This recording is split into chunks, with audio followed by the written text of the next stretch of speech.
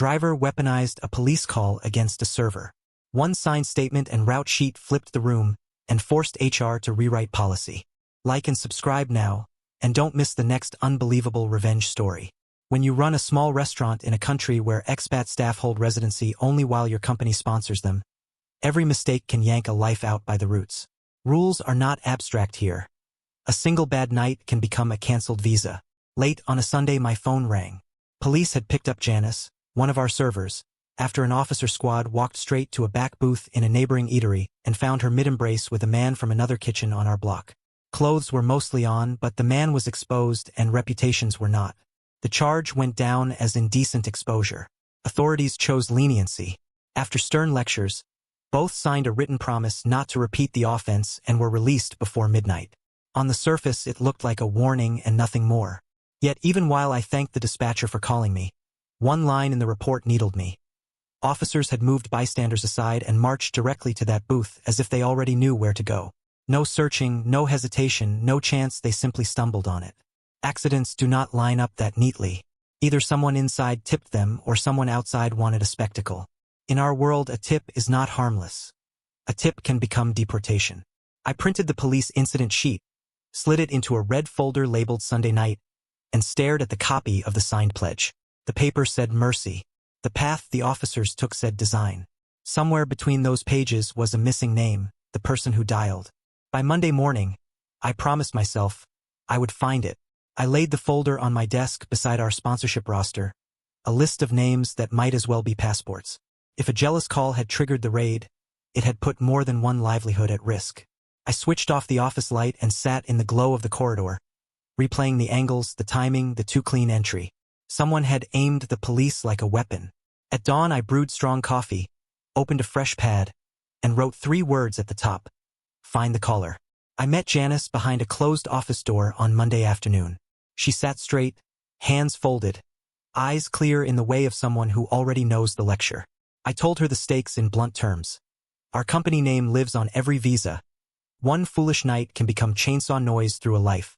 She nodded, accepted it, and said she was ashamed. Then I asked the only question that mattered. Who called the police? Her answer did not waver. Sammy, she said. Your driver. He had dropped her near the block, seen the other man follow in, and, she believed, dialed out of jealousy. Then she added what froze my blood. Months of propositions.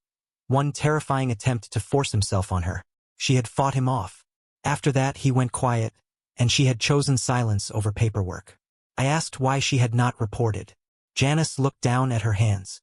She did not want to cause trouble, she said. She did not want a man to lose a job because of her, and after that night he backed off. She did not want to speak to police, to file forms, to turn shame into paperwork. I listened, angry at him and frustrated by the silence that leaves predators standing. She still refused to press charges. Handle it your way, she said. So I would. I pulled our driver schedule from the wall rack and circled Sammy's route for that evening, then printed the drop-off time from the dispatch app. The line of digits sat beside Janice's clock-out stamp like a matched pair.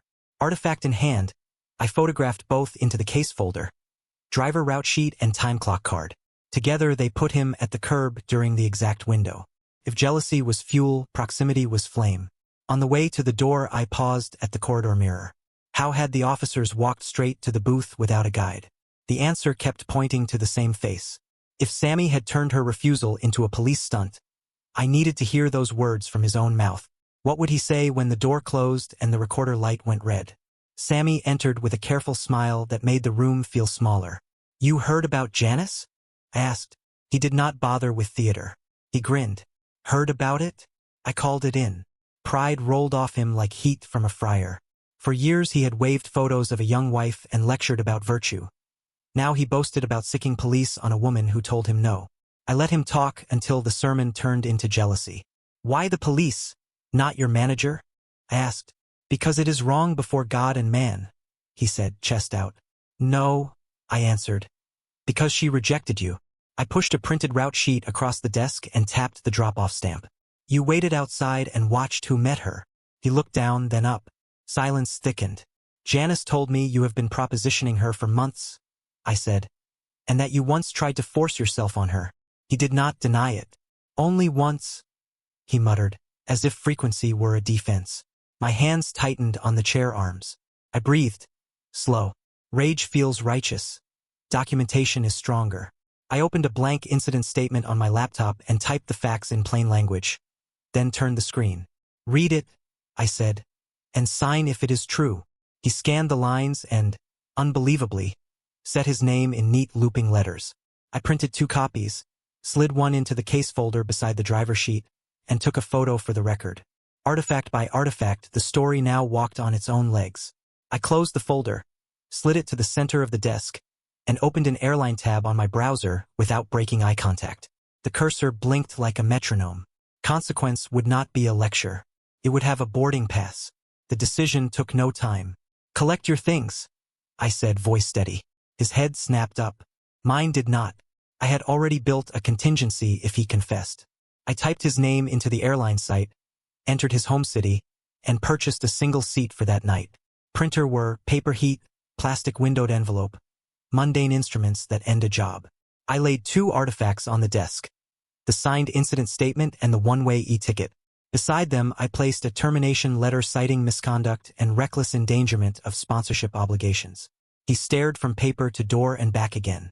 Sir, please, he began. I raised a hand. You turned a woman's refusal into a police raid that risked her residency and our license. You attempted to force yourself on her and then hid behind piety. You are finished here. He swallowed, eyes dulling from heat to ash. No shouting followed. He signed for his final wages, laid his badge on the desk, and left with a carry-on that suddenly looked too small for the trip his pride had bought. I walked to the front window and watched the city lift and fold around him as he disappeared into evening traffic. Firing him removed the clear and present threat. Yet dismissal alone felt like a bandage on a fracture. If I stopped there, he would arrive home wrapped in a story of persecution and virtue. I called HR to witness the handover, logged the dismissal in our compliance register, and uploaded scans of the documents to the staff file. A security guard escorted him to the curb while I updated the sponsor portal note. Employment ended due to misconduct. Employer will not renew. On the desk I placed a 3rd artifact, a simple exit checklist with boxes ticked for badge, keys, device, and final payment. Paperwork is dull, but it is how truth survives memory. Only one step remained, and it would not involve a courtroom or a crowd. After he cleared the airport checkpoint, I waited. Timing mattered. Distance protects truth. I pulled his hiring file from storage and found the house number he had written next to a paragraph about his wife. I copied it onto a sticky note and placed it beside the printed flight details. When the tracker showed the plane airborne, I dialed across borders. A woman answered on the 2nd ring. Mrs. Sammy? I asked. Yes. I introduced myself and delivered the facts in plain language. Today I terminated your husband for attempting to assault a colleague, then weaponizing the police against her when she refused him. He is on his way home tonight. You deserve to know before he invents a softer version. She inhaled sharply. The sound held recognition and heartbreak. I read the flight number and the arrival time, then stopped. I did not stay to argue narratives. I wanted the truth to arrive first. I ended the call and placed the phone face down. On my desk lay 3 artifacts in a neat row. The application page with the house number, the call log on my phone screen, and the paper stub I had printed with the flight information. Justice does not always thunder. Sometimes it is 3 quiet pages and a voice that refuses to lie. I locked the folder, turned off the office lights, and listened to the compressor's hum in the kitchen. Out in the dining room, Janice reset cutlery and refilled water glasses with the calm of someone no longer waiting for a shadow to reappear. I walked past her station and nodded. We would not discuss the call. Some consequences are not mine to supervise. Somewhere above the sea his plane carved a thin line toward a house where the story had already changed shape. Maybe she would confront him in the arrivals hall. Maybe the silence would last until the front door closed. Either way, the mask he wore would not be waiting for him at home. I slid the folder back onto the shelf marked staff and checked the time for pre-shift briefing. The kitchen bell rang for service, and I moved toward the pass to start the night. When the anger cooled, the plan wrote itself. Then I rewrote it until the verbs were sharper than the feelings. I would rebuild the system so one jealous call could not steer a squad car again. I sketched a map. 1. Codify a driver code of conduct with a bright, non-negotiable line on harassment and retaliation. 2. Open a quiet channel for staff to report pressure without risking visas. 3. Brief the precinct's community liaison so anonymous morality calls require corroboration, not theater. 4. Schedule a floor training where supervisors practice the exact words to interrupt a bad moment. Lena from HR leaned in my doorway with a mug that smelled like cinnamon. Write it as if a stranger has to run it, she said. So I did. I printed a draft titled Driver Code of Conduct V3, added lines that said no private rides, wait under house light, no contact after shift unless logged, and taped a yellow tab that read Read Me First. I slid it into the red folder beside the Sunday night tab and created a checklist titled Rollout. Print, brief, signatures, audit. Next I wrote an all-hands message that offered a 7-day amnesty window for anyone who had weaponized tips in the past. Come talk, no group shame, make restitution where needed. After the window, repeat offenders would meet HR with paperwork, not sermons. I pinned the memo to my corkboard and stapled a small card to it. Non-retaliation hotline with a local number, a QR that opened an encrypted form, and 3 languages printed side by side. For the precinct, I drafted a 1-page brief labeled Community Tip Protocol, call log fields, a second source rule, and an example that showed why a plainclothes walkthrough beats a raid for rumors. 3 artifacts lay in a row on my desk like tools. The code draft, the hotline flyer, and the tip protocol, each with today's date in blue ink. Wind pushed through the hall and the kitchen compressors throbbed. Tomorrow I would carry the folder across town and ask the city to stamp the habit into policy. The precinct's community office sat behind a smudged glass door and a potted plant that had seen better weeks. Officer Patel, who worked complaints, waved me in and clicked a small recorder on the table so no one had to trust memory. I set the red folder down, opened to a tab labeled Liaison, and slid the 1-page tip protocol forward. We got a raid after a weaponized call, I said. We need a filter that prefers facts over theater. He read in silence, finger tracing the bullets. 2 independent observations before a vice sweep, he said at last, tapping a line. Or 1 observation plus video that shows exposure, not innuendo. Anonymous morality calls can start an inquiry, not end one. He stamped received on the bottom margin and signed his badge number. This is not policy, he added. But it is practice I can defend. I nodded. I am not asking you to ignore crime. I am asking you to ignore jealous men. He gave a tired half-smile that said he had met a few. I took a photo of the stamped page for the file and handed him a second sheet. A contact card for our non-retaliation hotline so victims could reach us first without risking gossip on the curb. He slid me a precinct business card with a backchannel number for managers who suspect bad faith tips, and wrote community liaison on the top edge so an officer on midnights would know why I had it. Before I left, I asked him to note the Sunday caller's number under seal so future raids would ignore that source until corroborated. He did not promise. He did write a line in a spiral notebook and tore the corner for the case jacket. Outside, buses coughed at the curb and noon heat rose off their roofs in wavering sheets. Back in the lobby, I spread the artifacts on a bench, stamped protocol page, the photo on my phone, the liaison's card, and added a fresh page titled Implementation Notes. Shift briefings, signage, a quarterly review with Patel to ask what calls looked like in practice. Next quarter, we would test whether that stamp could hold when tempers ran high. Back at the restaurant, we ran the fix like a fire drill instead of a memo that dies in a drawer. HR printed a short addendum called Zero Tolerance for Coerced Contact and slid it into every new hire packet, then into every old one too. Supervisors walked the floor with a laminated card that listed who to call, in what order, if a boundary is crossed. In pre-shift, we rehearsed scripts out loud. I am ending this conversation now. You will wait with me under the front light. And we can call the hotline together. Lena played the persistent jerk so our newer leads could practice the word no without apology. We added an escort logbook at close. No one leaves alone to a dark curb after midnight. And a rule that drivers wait with staff under the house light, not in cars with the engine idling. I watched managers gather signatures under a header titled Policy Acknowledgement, with columns for date, name, badge, and a square for a second initial after the staffer read the hotline paragraph aloud. We posted a letter-sized flyer near the punch clock that read you can report quietly and keep your job, then translated it into the 3 languages our team speaks at home. By afternoon, the prep room smelled of lemon sanitizer and baked garlic. The hum of the condenser softened as chatter rose. Routine can be safety. On the exit door, I taped a small sticker. Cameras watch the lot, angled so headlights catch it at night. Artifacts stacked. The addendum sheet with today's date, a page of fresh signatures, the escort logbook's first 2 lines, and a training agenda with the exact sentences we practiced. As I closed the binder, a bread knife nicked the board and rang like a tuning fork. Sharp, small, and precise. That was how I wanted the policy to feel in a crisis. Ready enough to sing when struck. Would it? A week later, an email arrived from a free account with Sammy's name in the subject. The body wore fake humility. He asked for an employment letter to satisfy entry formalities, then blamed persecution and false temptation. I forwarded the message to legal with a note that read no reference, misconduct case, docs attached.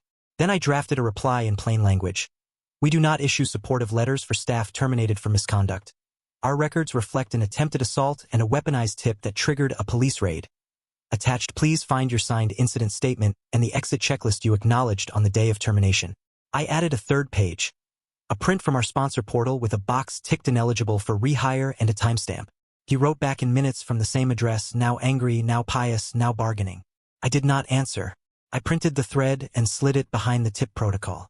That afternoon, the other restaurant on the block sent a matter-of-fact note. Their cook, the man from the booth, had resigned and left the city. No drama, no sermon, just absence. Janice stopped by the office door and thanked me for the hotline card. A new line cook had tried a crude joke during dish drop, and a supervisor intercepted him with the sentence we practiced. He apologized in writing, and I placed the slip in the case folder with a date. Small wins do not trend, but they change air and posture. Artifact row.